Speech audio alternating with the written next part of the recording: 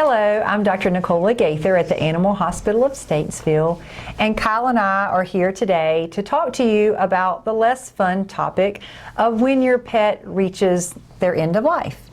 We don't like to talk a lot about that, and a lot of our clients don't like to think about that, but inevitably that time will come, and there are many questions that you have during that time. And so we're going to go through some of the more popular questions just to help give you some information about that and help you learn what to expect when that time comes. How can I evaluate my senior dog's quality of life? I do feel that the clients that I interact with are the best judge of their pet's quality of life because they're with them every day. And so I do get that question asked if their pet is doing well, or how do they know what the quality of life is. And the things that I talk about is your experience at home. So I do see a skewed version of that when they're here, because they may not be getting up at home and then they come in the exam room and they're walking around constantly in the room. And that can be due to anxiety or their adrenaline being up. So what you experience at home and how you see their day-to-day is a good way to judge that. So another not so great thing to think about, but what are the signs that my dog is dying?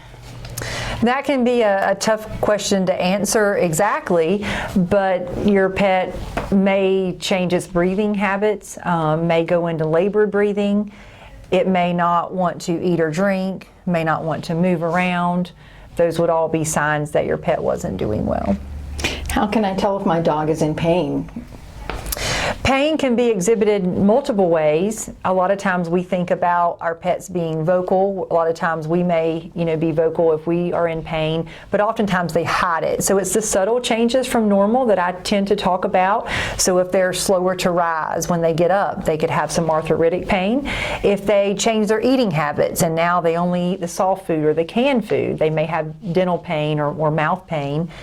And just their change of normal, if they don't tend to greet you when you come in, or they don't jump up like they used to, they don't sleep on the bed with you, they sleep on the floor, that might be signs that they're uncomfortable and don't want to move around. What's the difference between hospice and palliative care? The palliative care is more trying to keep your pet comfortable while still trying to treat your pet, and hospice in general is thought of as more keeping them comfortable for that end of life stage. What is euthanasia for a senior dog?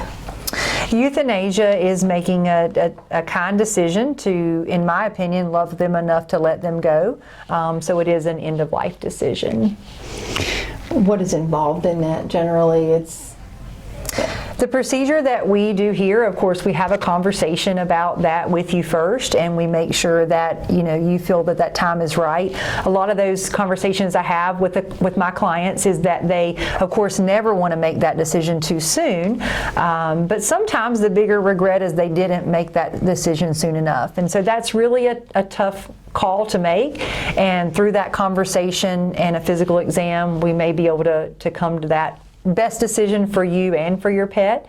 And so the way that we do that here at the Animal Hospital of Statesville is we want to make it as painless and as pleasant as possible for something that's not pleasant to think about or to talk about. And in general, we give them a sedative first that just calms them and all but puts them to sleep, and then we give them that final injection. Okay. How can I tell if it's time to euthanize my dog? You did say that usually we're the best judge of that. Yeah, there can be many changes. Oftentimes we associate eating with feeling good, but that's not always the case, especially for our larger breed, dogs like our labs. Some of those will eat till the very end, but I tend to say, their back half is kind of shut down. So those dogs that they can't get up to use the bathroom, they can't get up to move, they may have pressure sores, they may be uncontrolled, not have control of their bowels or their bladder, and so that's a personal decision for everyone, and so some may tolerate more nursing care than others, whether it's the pet or the client. And so it's just kind of a summation of all those things that really diminish the pet's quality of life. And that can also make a difference as to how big your pet is and how small your pet is, what you're able to actually do to help him. So yes, that's right. Would it be better to just let my senior dog pass away on its own? That's not an uncommon question, and I think for a lot of us, maybe even ourselves, we want to just, when that time comes, we may want to think about just being able to pass away in our sleep, or I hear a lot of clients, say, I wish they would just go in their sleep when they know that they're uncomfortable and they know they're at that end stage.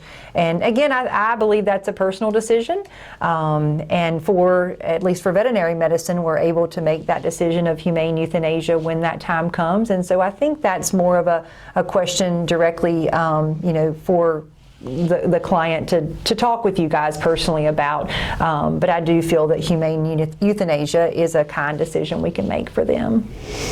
All right. Well, if you have any questions about whether your dog is nearing the end of its life, give us a call. We know it's a really difficult subject and thing to deal with, but we're here to help you. Thank you, guys. Thank you.